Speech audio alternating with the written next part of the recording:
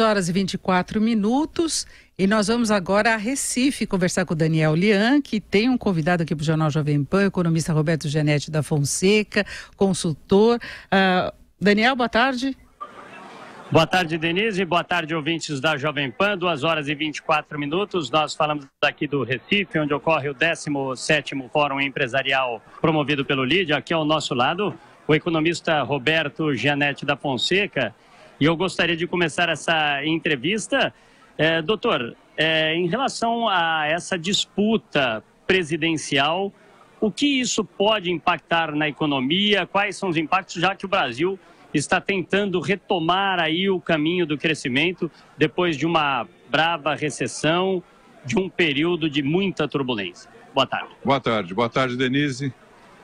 Estamos aqui em Recife, nesse Fórum Empresarial do LIDE, e nós escolhemos exatamente o tema de democracia e competitividade porque há uma parte muito importante entre os temas.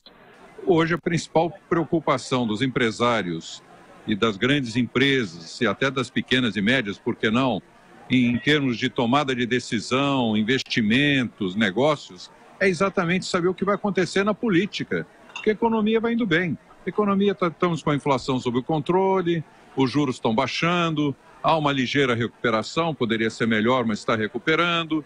O que ainda vai mal é o emprego, continua o desemprego muito alto, e o investimento que ainda não tem grande tomada de investimento para aumento de capacidade ou para infraestrutura.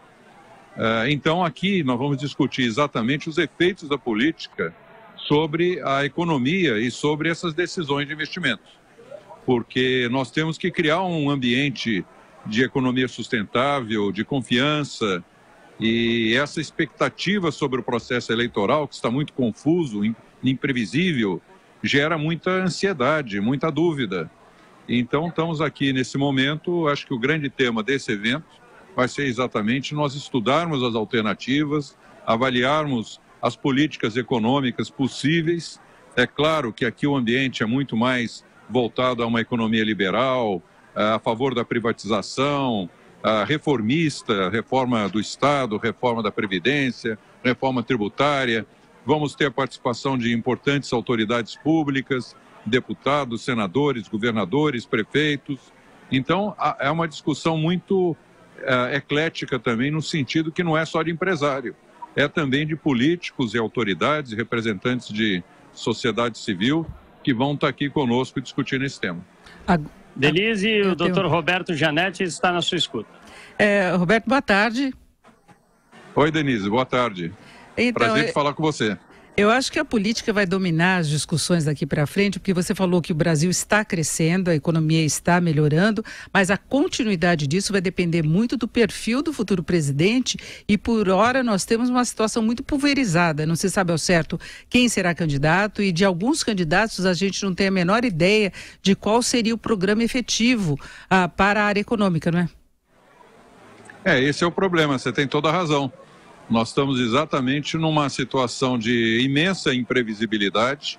Eu acho que poucas vezes na vida teve tanta imprevisibilidade, tanta falta de certeza, falta de perspectiva do que pode vir a ser o ano de 2019 com o novo governo que vai assumir. Há vários candidatos, acredito hoje mais de 20, mas vamos dizer assim que tem uma meia dúzia mais robusto como candidato. E mesmo assim, nós não temos, de alguns desses candidatos, uma visão muito clara do que eles estão propondo. Então, há sim muita ansiedade do lado empresarial. Roberto, eu gostaria de aproveitar para fazer uma questão, não sei se você já teve a notícia em Recife da proibição pela União Europeia das exportações de 20 frigoríficos brasileiros, a exportação de frango. Você lida com o comércio exterior também, então eu queria saber se você acredita que o Brasil possa reverter essa medida que tem impacto sobre a balança comercial brasileira. O Brasil é o maior exportador de carnes de frango no mundo. Como é que você vê essa situação? Olha, é uma notícia muito triste e até, de certa forma, nos deixa um pouco frustrados e indignados, porque o Brasil é, de fato, o maior exportador mundial de frango e de proteína animal, de uma maneira geral. Temos tido alguns problemas de fiscalização sanitária, também não vamos deixar de reconhecer que houve esse problema. mas não é nada tão grave ou tão radical a levar a União Europeia de proibir 20 frigoríficos brasileiros de exportar. É claro que a União Europeia também não é o nosso maior mercado. O nosso maior mercado são os países asiáticos. Mas a União Europeia é uma referência do ponto de vista sanitário e quando ela faz isso, chama a atenção dos outros, que podem também dizer, olha, já que a União Europeia decidiu isso, vamos atrás. Seria um desastre para o Brasil perder dezenas de bilhões de dólares de exportação de frango e carne se for mantido esse tipo de atitude mais radical por parte dos países importadores. É claro que talvez eles não tenham nem alternativa de buscar suprimento em outro país, porque não tem um volume que o Brasil produz. Mas, de qualquer forma, é uma notícia grave que a gente tem que prestar atenção e melhorar de forma muito forte o nosso controle sanitário sobre a produção de carne para que isso não volte a ocorrer jamais. Nós temos que ter um símbolo de qualidade, de confiança do consumidor estrangeiro, que o produto brasileiro é bom, é bastante saudável para que a gente tenha, de fato, a recuperação de imagem que hoje está bastante abalada.